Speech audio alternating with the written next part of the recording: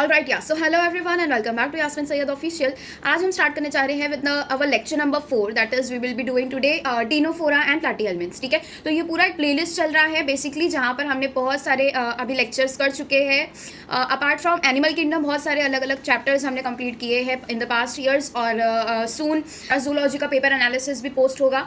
Botany का हो चुका है नीट 2024 का, you can just go and check it on my YouTube channel. Animal kingdom में जो प्लेलिस्ट चल रही है उसमें आज का लेक्चर नंबर 4 है। शुरुआत हमने की थी फ्रॉम द इंट्रोडक्शन, फिर लेक्चर नंबर 2 बना on the classification table alone itself. ठीक है, तो जो क्लासिफिकेशन टेबल आप लोग को लाइक फ्लो चार्ट के फॉर्म में दिया है in the yellow table, that is very important, वो आप लोग को आना चाहिए, तो वो एक सेपरेट वीडियो में मैंने बताया है। ठीक है, उसके बाद में we started with the phylum porifera किया। ठीक है, उसके साथ में जो है सिलेंट्राटा, नाइडेरिया, ये सब हो गया है। अभी तक के ये सारे 3 लेक्चर्स हुए। Today we are going to do ctenophora and platyhelminthes. ठीक है, और इसी तरीके से हम पेयर्स में सारे फाइलम करते जाएंगे। तो बेसिकली ये सारे आप लोग को जो है चैप्टर्स जो कराए जा रहे हैं और ये पार्ट्स के फॉर्म में कराए जा रहे हैं, इनका 1 शॉट वीडियो भी soon it will be releasing. दूसरी चीज़ ये है कि जो भी मैं पढ़ा रही हूँ उसके आप लोग को खुद से नोट्स बनानी है। You need to make your own notes and I have been repeating this since the very first lecture that I have uploaded। ये मैं चीज़ हर लेक्चर में रिपीट करती हूँ कि खुद से नोट्स बनाओ।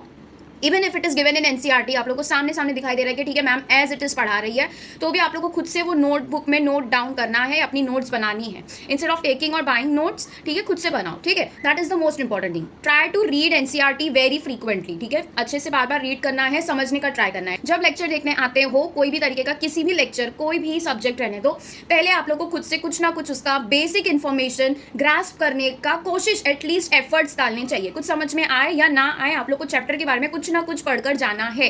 ठीक है, समझ में थोड़े वर्ड्स के लिए अगर आप यूज्ड हो जाओगे, ठीक है, आप लोग को कुछ भी समझ में नहीं आएगा, ऐसा तो हो नहीं सकता। ठीक है, बहुत सारी चीज़, थोड़ी बहुत चीज़ अगर समझ में भी आ जाती है तो वो लेक्चर में आप लोग का जो है एकदम अंडरस्टैंडिंग एकदम क्रिस्टल क्लियर हो जाता है। So it is not the sole responsibility of the teacher to teach you the concept in a very crystal clear way as students expect, ऐसा नहीं होता है। ठीक है, तो आप लोग को जो है खुद से एफर्ट्स लगाने पड़ेंगे, तो आप लोग को एनसीईआरटी क्लियर होगी बायोलॉजी की, और एल्स एंड तक के आप लोग सिर्फ एनसीईआरटी को याद करने में ही होंगे। ठीक है, सो एनसीईआरटी आप लोग की पूरी क्लियर हो सकती है अगर आप लोग ये एफर्ट्स लगाने के लिए रेडी हो तो। ठीक है, so today will be starting with ctenophora, platyhelminthes. जितने भी डायग्राम आप लोग को दिए हैं, फिगर्स दिए हुए हैं, वो सारे आप लोग एनसीईआरटी के करने हैं, टेबल्स करने हैं, फ्लो चार्ट्स करने हैं। Everything is important, every single word is important from the introduction till the summary का लास्ट लाइन। ठीक है, सब कुछ इंपॉर्टेंट है। ठीक है, सो स्टार्ट करते हैं। आप लोगों को जो नोट्स मैं प्रैक्टिस शीट्स बनाऊंगी, ठीक है, और प्रीवियस ईयर्स के जितने भी मैंने अभी तक के कराए हैं और जितने भी होंगे, ठीक है, सबका पीडीएफ आप लोगों को मेरे टेलीग्राम चैनल पर मिल जाएगा, उसकी लिंक मैंने डिस्क्रिप्शन में दे दी है। और उसके अलावा उसका वीडियो सोल्यूशन भी आप लोग को मिलेगा। वीडियो सोल्यूशन मेरे यूट्यूब चैनल पर ही पोस्टेड होगा।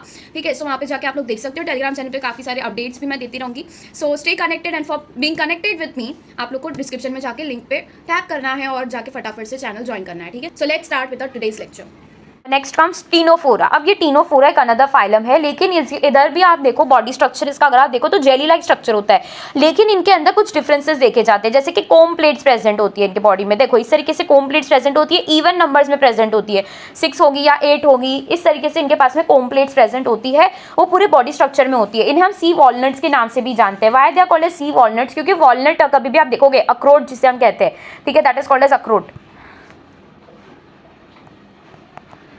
अखरोट आप लोग गूगल करो, आप लोग को अगर वॉलनट का मीनिंग नहीं पता है, उसके अंदर का जो भी जो फ्रूट निकल के आता है ना, उसका कुछ इस तरीके से स्ट्रक्चर होता है जो यहाँ पे दिखाई दे रहा है। ठीक है, तो इनका जो बॉडी स्ट्रक्चर होता है कुछ इस तरीके का, कुछ सिमिलर होता है, इस तरीके से दिखाई देता है। That is why they are called as sea walnuts. कुछ ऑर्गेनिजम्स का इस तरीके दिखाई देता है, कुछ जो है कोम जेलीज इन्हें कहा जाता है। वाई? बिकॉज कोम के अंदर बहुत सारी लाइनिंग्स होती है, राइट। आप अगर कोम देखो तो इस तरीके से उनके अंदर बहुत सारी ऐसे बाहर प्रोजेक्शंस होते हैं कोम में, तो उसी तरीके से इनकी बॉडी पे कोम लाइक प्लेट्स बनी हुई होती है। ठीक है, these are called as comb plates. These are the comb plates.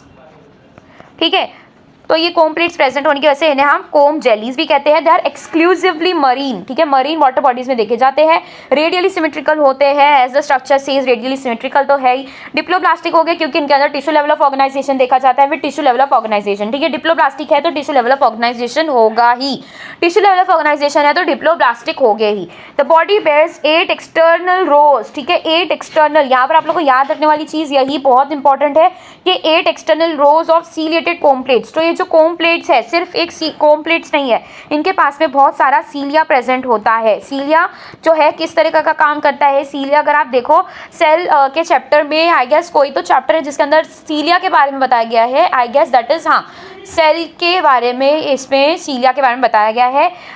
It has the cilia as oars of ships, ठीक है, जैसे शिप बोट में ओर होते हैं जो कि उसको मूव करने का काम करते हैं, उसी तरीके से ये सीलिया क्या करते हैं, बॉडी को लोकोमोट करने का काम करते हैं, तो they help in locomotion, they help in locomotion. What are these are cilia which is present on the comb plates. So basically main काम कौन कर रहा है, comb plates कर रहे हैं, जिसके ऊपर minute cilia present होते हैं, ठीक है, और ये ciliated होते हैं. These comb plates are ciliated और ये comb plates कितने present है, 8 rows में present होते हैं which help in locomotion.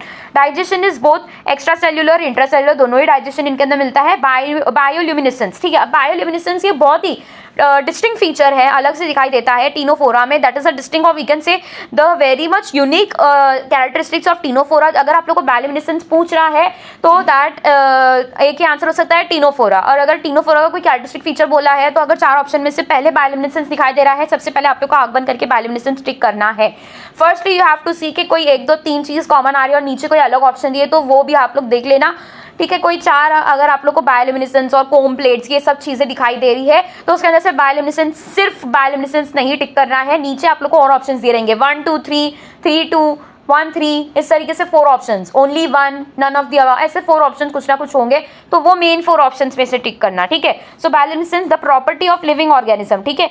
Light तो एमिट कोई भी करता है, लेकिन अगर कोई लिविंग ऑर्गेनिज्म की तरफ से लाइट एमिट हो रही है that is called as bioluminescence.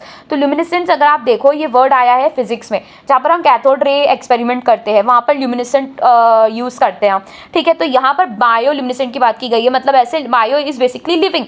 जब लिविंग ऑर्गेनिज्म कोई ल्यूमिनेसेंस शो करे, मतलब अपनी बॉडी पर से कोई लाइट एमिट होती हुई दिखाई दे, ठीक है, तो उस पर्टिकुलर ऑर्गेनिज्म में कौन सी कैरेक्टरिस्टिक फीचर प्रेजेंट है, दैट इज बायोल्यूमिनेसेंस प्रेजेंट है. And it is well marked in ctenophores, ठीक है. किसमें देखी जाती है ये क्वालिटी, टीनोफोर्स में देखी जाती है. Sexes are not separate, that means कैसे होंगे ये, यूनिसेक्सुअल होंगे. इनका दूसरा नाम क्या है, यूनिसेक्सुअल को हम जो है क्या कहते हैं, हर्माफ्रोडाइट कहते हैं, hermaphrodite. So basically they are hermaphrodite. Reproduction takes place only by sexual means. तो सिर्फ सेक्सुअल देखा जाता है यहाँ पे, सेक्सुअल रिप्रोडक्शन देखा जाता है. एज इन केस ऑफ, ठीक है, अनलाइक दैट ऑफ नाइडेरियंस, ठीक है, जहाँ पर सेक्सुअल रिप्रोडक्शन भी होता है और असेक्सुअल भी होता है, यहाँ पर सिर्फ सेक्सुअल होता है. फर्टिलाइजेशन इज एक्सटर्नल फर्टिलाइजेशन होगा, इनडायरेक्ट डेवलपमेंट होगा, मतलब कि जो यंग वंस जो बॉर्न करे, जो that will get born from their parents, वो एक जैसा नहीं दिखेगा, वो अलग दिखेगा फ्रॉम देयर पेरेंट्स. सो इसे हम कहते हैं इनडायरेक्ट डेवलपमेंट. एग्जांपल्स 2 है, टीनोप्लाना एंड प्लूरोब्राकिया. प्लूरोब्राकिया एक जीनस है, कुछ इसी तरीके का इनके बारे में थोड़ी नोट्स बताई गई है, तो ये प्लूरोब्राकिया हो जाता है और टीनोप्लाना हो जाता है, ठीक है. ऑलराइट, सो ये जो प्लूरोब्राकिया होते हैं बेसिकली इनका कॉमन नेम क्या है, they are also called as sea gooseberries because they have body structure as similar to that of gooseberry. So इन्हें हम सी गूसबेरी के नाम से भी जानते हैं. Ctenoplana is the another example. यहाँ पर जो आप लोग को स्ट्रक्चर दिया हुआ है ये प्लूरोब्राकिया का दिया हुआ है, ये आप लोग को याद रखना है, ठीक है. प्लूरोब्राकिया इज वेरी इंपॉर्टेंट और ये जो स्ट्रक्चर यहाँ पे दिया हुआ है ये प्लूरोब्राकिया का दिया हुआ है. Now these are the body structures, ये कोम प्लेट्स हो जाते हैं, इनके पास में सीलिया प्रेजेंट होता है इस तरीके से. सो दीज आर द टीनोफोरन्स, ठीक है. नेक्स्ट फाइलम कौन सा आ जाता है, प्लेटीहेल्मिन्थ्स, ठीक है. तो हमारा जो है फर्स्ट वीडियो में इंट्रोडक्शन हुआ, उसके बाद में हमने क्लासिफिकेशन टेबल देखा, फिर उसके बाद में हमने फाइलम की शुरुआत करी, ठीक है. अब हर एक वीडियो में जो है हम 2 फाइलम को कवर करते जा रहे हैं. सो इस तरीके से अब तक हमारा पहला वीडियो जो ठीक है फाइलम के सीरीज में बना है वो पॉरीफेरा और नाइडेरिया, दैट इज दिस, ठीक है, नाइडेरिया पर बना था, ठीक है. और जो है उसके बाद में हमने अभी स्टार्ट किया विद टीनोफोरा, अब हम करने जा रहे हैं प्लेटीहेल्मिन्थ्स. ये एक वीडियो हो जाएगा, इसके आगे एस्केलमिंथस और एनालिडा का वीडियो बनेगा और इसी तरीके से जो है हम पेयर्स में फाइलम को कंप्लीट करते जाएंगे. So what it says, phylum platyhelminthes. Alright, so what it says, let's read it. They have dorsoventrally flattened body. मतलब dorsoventrally मतलब ऐसा नहीं कि dorsally मतलब बैक साइड से कोई स्ट्रक्चर प्रोट्रूड हो रहा है, मतलब प्रोजेक्ट कर रहा है, मतलब कि ऐसे नहीं, ये बैक साइड समझो, ये बैक साइड है और ये इसका फ्रंट साइड है, ठीक है, ये फ्रंट साइड है. तो यहाँ पर फ्रंट वो फ्लैट है पूरा और बैक साइड में कोई प्रोट्रूजन ऊपर निकल के आ रहा है, ऐसा नहीं. डॉर्सोवेंट्रली फ्लैटेंड मतलब दोनों सरफेसेस से, डॉर्सली मतलब बैकवर्ड बैक सरफेस और वेंट्रली मतलब फ्रंट सरफेस, दोनों ही सरफेस से कैसा होगा, वो फ्लैटेंड स्ट्रक्चर होगा. That is why it is called as dorsoventrally flattened body होता है. Then hence they are also called as platforms. तो ये जो प्लेटीहेल्मिन्थ्स, यहाँ पर जो वर्ड हेल्मिन्थस आया है, हेल्मिन्थ्स मतलब क्या होते हैं, वर्म्स. तो आगे आप लोग को एस्केलमिंथस भी आया है. तो एस्केलमिंथस बेसिकली किसके वजह से आता है, द वर्ड मिंथस मीन्स वर्म्स, ठीक है, और उसके आगे लगा दिया है प्रीफिक्स में एस्कल, यहाँ पर लगा दिया प्लेटी, simply it means what, flat worms. वहां पर एस्केलमिंथस लगाया है जिसको सैक लाइक वर्म्स भी कहते हैं और राउंड राउंड वॉर्म्स भी कहते हैं। फाइन, सो फिगर 4.9 देखने बोल रहा है, what is there in figure 4.9। तो ये दो अपने को जो है एग्जांपल्स विद डायग्राम दिए गए हैं under the phylum flatworm that is platyhelminthes. तो पहले जो है टेपवर्म का दिया और लिवर फ्लू का दिया, ये दोनों ही फ्लैटवर्म्स में आते हैं। एक थर्ड एग्जाम्पल यहाँ पर आ जाता है दैट इज प्लानेरिया, जिसको हम क्या कहते हैं basically this is your flatworm. ठीक है, प्लानेरिया बहुत कॉमन है, ये आप लोगों ने 11th स्टैंडर्ड में मतलब अगर महाराष्ट्र बोर्ड के हो तो 11th स्टैंडर्ड के महाराष्ट्र बोर्ड की टेक्स्ट बुक में भी आपने देख रखा होगा। प्लानेरिया तो बहुत सा मतलब कॉमन सा एग्जाम्पल है, रीजनरेशन शो करता है, ये सब पढ़ रखा है। ठीक है, so these are mostly endoparasites. What do you mean by endoparasites? What do mean by endoparasites? Endoparasites, endo मतलब इनसाइड। ठीक है, कोई भी स्ट्रक्चर में मतलब कोई भी होस्ट ऑर्गेनिज्म, कुछ भी हो सकता है उनका होस्ट ऑर्गेनिज्म। ठीक है, होस्ट ऑर्गेनिज्म जो होता है, ठीक है, जब उसके बॉडी सरफेस के ऊपर रह के जब वो अपना सर्वाइवल करते हैं और उनका ब्लड सक करते हैं, ब्लड सकिंग करेंगे, ठीक है, या फिर उसे जो है डिस्ट्रॉय करने लग जाते हैं, blood sucking from outer surface. ठीक है, मतलब जैसे कि क्या आउटर सरफेस का मतलब हो जाता है बॉडी पर से क्या करेंगे, बॉडी के ऊपर से बैठकर उसका ब्लड सक करेंगे और अपना सर्वाइवल पूरा करेंगे। This is ectoparasites. एक्टो मतलब आउटसाइड, एंडो मतलब इनसाइड। और जब बॉडी के इनसाइड में जा रहे हैं मतलब कोई ऑर्गन पे जाके चिपक जा रहे हैं, उनके पास में हुक्स और सक्कर्स होते हैं, ये दो जो है उनके बॉडी के ऑर्गन है, ठीक है, जिसके थ्रू वो जाके एक कोई भी जगह पर अटैच हो जाते हैं। तो that is because of hook. और सक्कर के थ्रू वो क्या करते हैं, कोई भी ब्लड या कोई भी फ्लूइड को सक करते हैं। तो एंडो का मतलब होता है इनसाइड, और इनसाइड मतलब कहाँ जाएंगे, ये बॉडी के किसी भी ऑर्गन पे या फिर विसरली प्रेजेंट होते हैं। विसरल मतलब इनसाइड। ठीक है, हमारे बॉडी का जो अंदर वाला पार्ट होता है, कोई भी ऑर्गन वाला पार्ट होता है, उसे हम विसरल कहते हैं। तो ये कहाँ कहाँ जा सकते हैं, गट में जा सकते हैं, इंटेस्टाइन में जा सकते हैं, लाइक दिस। ठीक है, गट इज योर स्टमक। ठीक है, तो गट में चले गए, इंटेस्टाइन में जाके बैठ गए और वहां से सक कर रहे। Then those type of parasite, parasite तो समझ में आता है, these are called as what, endoparasites. और एक्टोपैरासाइट जो बाहर बैठ के ब्लड सक करते हैं, वो बेसिकली एक्टोपैरासाइट में क्या आ जाएंगे, एक्टोपैरासाइट में जैसे कि जो टिक्स होते हैं, जो किसमें मिलते हैं, कोई भी एनिमल के जो हैरी एनिमल्स होते हैं स्पेशली उनमें देखे जाते हैं। डॉग्स में टिक्स लग जाते हैं, या कैट्स में जो है एक वर्म्स का जो है पूरा वूंड बन जाता है जिसके अंदर वर्म्स लग जाते हैं। तो बेसिकली वर्म्स की वजह से वो वूंड बन रहा होता है और इस तरीके से वो पूरा स्ट्रक्चर क्या कर देते हैं, खा जाते हैं। So that is ectoparasite, example of ectoparasite. ठीक है, जैसे कि लाइसेस हो जाते हैं। ठीक है, ह्यूमन हेयर में लाइसेस मिलते हैं, वैसे ही कैट्स के भी हेयर में लाइसेस मिलते हैं। तो ये सारे बॉडी सरफेस पर रहकर जो है ब्लड सक करते हैं और अपना पूरा जो है लाइफ साइकिल कंप्लीट करते हैं। So that is an example of ectoparasites. ठीक है, अब एंडोपैरासाइट में क्या आ जाएंगे, जो बॉडी ऑर्गन के अंदर जाके रहते हैं। सो ये जो फ्लैटवर्म्स होते हैं, अगर कोई एनिमल या कोई ऑर्गेनिज्म या ह्यूमन अगर इससे जो है इन्फेक्टेड हो जाते हैं फ्लैटवर्म्स या फिर अदर प्लेटीहेल्मिन्थ्स से, तो वो जो वर्म्स होंगे वो बेसिकली कुछ वर्म्स इसके अंदर ऐसे हैं जो एंडोपैरासाइट है, और यहाँ पर बताया है कुछ बाहर भी रहते हैं और थ्रू द बॉडी सरफेस में भी ऊपर बैठ के जो है एक्टोपैरासाइट की तरह बिहेव करते हैं। सो मेजरली एंडोपैरासाइट होते हैं, और वो जो इन्फेक्टेड पर्सन होगा उसके बॉडी के अंदर गट वॉल में जाएंगे। ठीक है, थ्रू माउथ अगर उसने इनहेल किया, कोई कंटामिनेटेड इनटेक किया है, कोई कंटामिनेटेड फूड, वाटर, एनीथिंग, तो उसके थ्रू वो गट में जाएंगे, एलिमेंट्री कैनाल में कहीं पर भी जाकर क्या करेंगे, अपना लाइफ साइकिल कंप्लीट करेंगे और वहां पर ही रहते हैं वो। ठीक है, सो एंडोपैरासाइट हो गया।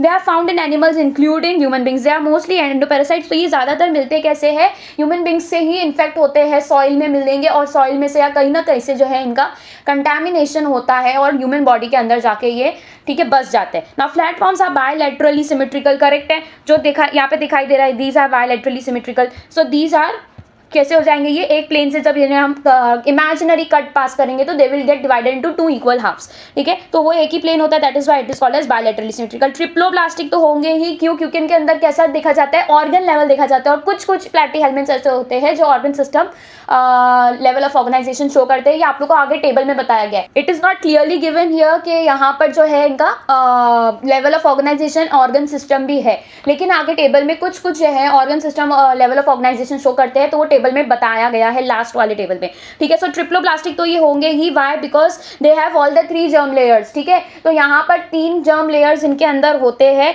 लेकिन ये कैसे होंगे, असिलोमेट होंगे। क्यों असिलोमेट होंगे, मतलब क्यों असिलोमेट कहा गया, क्योंकि इनके अंदर मेसोडर्म तो होगा, लेकिन वो कैसा होगा, उसके अंदर बॉडी कैविटी नहीं बनेगी। सीलोम जो जिसको हम कहते हैं, जो बॉडी कैविटी होती है वो उनके अंदर एब्सेंट होती है, that is why they are called as acoelomate. ठीक है, the platforms are bilaterally symmetrical, triploblastic and acoelomate animals with organ level of organisation इतना इतना ही बताया गया है प्लैटी हेलमिंथ के बारे में, ठीक है। तो ये सारे इसके फीचर्स आप लोगों ने याद रखने हैं, कहीं से भी कुछ भी पूछा जा सकता है। हुक्स होते हैं और सकर्स होते हैं। तो बेसिकली हुक्स क्या, जैसा नाम बता रहा है कि हुक मतलब क्या करना है, हमको एक जगह जाके अटैच हो जाना है। तो हुक क्या काम करते हैं, एंकोरेज का काम करते हैं।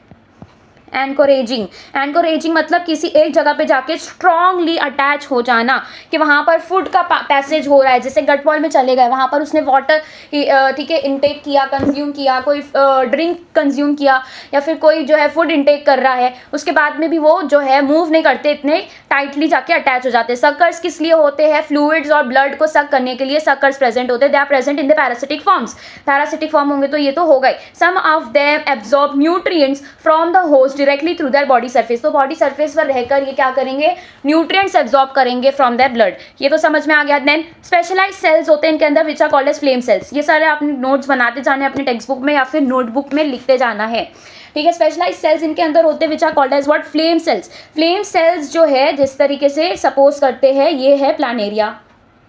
इस तरीके से जो है इनका बॉडी स्ट्रक्चर बना हुआ है, ठीक है। अब यहाँ पर कुछ ऐसा स्ट्रक्चर बना होता है, these are called as flame cells. और ये फ्लेम सेल्स क्या करते हैं, ऑस्मोरेगुलेशन। ऑस्मोरेगुलेशन मतलब वाटर और सॉल्ट का बॉडी में रेगुलेट करके रखना। ये मतलब किस काम के लिए आता है, बॉडी को हाइड्रेटेड रखने के काम आता है।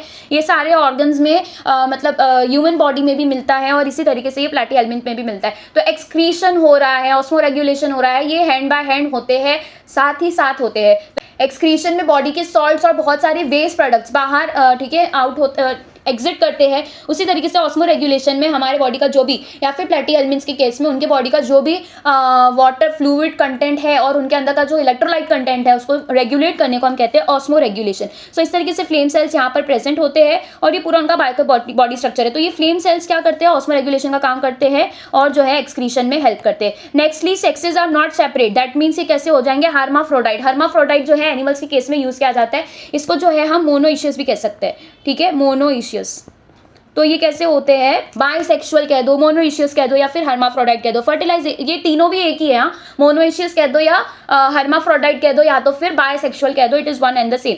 सो फर्टिलाइजेशन इंटरनल हो रहा है, मतलब बॉडी के अंदर फर्टिलाइजेशन होगा, and development is through many larval stages. Development जो होगा एम्ब्रियो का, या फिर इनके अंदर जो, ठीक है, यंग वंस बनते हैं, वो किसके कौन से अलग अलग स्टेजेस में बनते हैं, ठीक है। तो कैसे होते हैं वो लार्वल स्टेजेस अलग अलग देखे जाते हैं। तो मतलब ये भी क्या शो करेगा, मेटामॉर्फोसिस शो करेगा, मतलब कि जो यंग वंस होते हैं वो अडल्टहुड में पहुंचने तक बहुत सारे अलग अलग स्टेजेस से गुजरते हुए फाइनली उनका जो बॉडी स्ट्रक्चर है वो एक अडल्ट, ठीक है, प्लेटफॉर्म की तरह दिखाई देता है। सो दैट दोज प्रोसेस, ठीक है, उसे हम क्या कहते हैं, मेटामॉर्फोसिस, जिसके थ्रू अपना बॉडी का स्ट्रक्चर बदलते हैं। इस पूरे फीचर को हम कहते हैं मेटामॉर्फोसिस। सब मेंबर्स लाइक प्लानेरिया को मैंने बताया प्लेटफॉर्म कहते हैं, they possess high regeneration capacity. इसे अगर आप लोगों ने देखना है जस्ट फॉर नॉलेज गेन करने के लिए, या फिर एज एन एक्सपेरिमेंटल एक्टिविटी अगर आप लोग को देखना है, तो आप लोग यूट्यूब कर सकते हो, प्लेटफॉर्म का रीजनरेशन कैपेसिटी। उसको जैसे ही आप लोग कट करोगे, ठीक है, दिस इज प्लेटफॉर्म, इसको यहाँ से कट कर दिया, तो थोड़ी ही देर में जो जैसे कि पेट्री डिश में जब इसके ऊपर एक्सपेरिमेंट किया जाता है, तो वो पेट्री डिश में ये चीज़ नोट होती है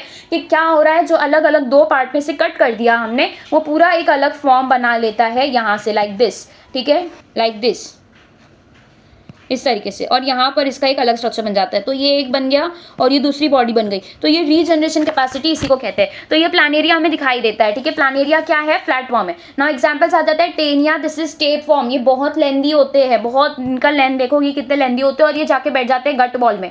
गट wall is your stomach wall या फिर इंटेस्टाइन वॉल, एलिमेंट्री कैनाल में जाते हैं। वैसे ही फैसियोला लीवर फ्लूक होता है, यहाँ पर ये लीवर फ्लूक है, ठीक है। ये लीवर फ्लूक का एग्जाम्पल बी, ठीक है। यहाँ पर अगर आप देखो तो एक ये स्ट्रक्चर दिखाई दे रहा है, ये स्ट्रक्चर दिखाई दे रहा है। नेमिंग इसके अंदर नहीं दी हुई गई है, लेकिन फिर भी हम करेंगे, दिस इज वेंट्रल सकर, ठीक है। इसे क्या कहा जाता है, वेंट्रल सकर। तो बेसिकली मैंने दो चीज़ें यहाँ पर बताई थी, हुक होते हैं और सकर होते हैं। तो ये क्या कर रहा है, बेसिकली यहाँ पर सकिंग का काम कर रहा है, जहाँ पर भी जो भी बॉडी में जाके ये अटैच हो जाएगा या फिर ऑर्गेनिज्म में जाके ये एज अ पैरासाइट रहेगा, तो ये वेंट्रल सकर बॉडी को ऊपर से जाके क्या कर लेगा, अटैच कर लेगा। यहाँ से बॉडी के पास में से अटैच हो जाता है, और फिर ये यहाँ के थ्रू जो है ब्लड सक करता है। और वैसे ही यहाँ पर भी प्रेजेंट है, this is also we can say mouth, या फिर ये भी क्या है, सकर के तरह है, ठीक है। सो ये समझ में आ गया, इसका जो है हमने दो नेमिंग कर ली, बाकी और कुछ भी देखने की जरूरत नहीं है। ये लीवर फ्लूक है। ये सारे जो एग्जाम्पल्स मैंने बताए अभी, तीनों भी एग्जाम्पल्स, तीनों ही इंपॉर्टेंट है, एनसीईआरटी में दिए गए हैं।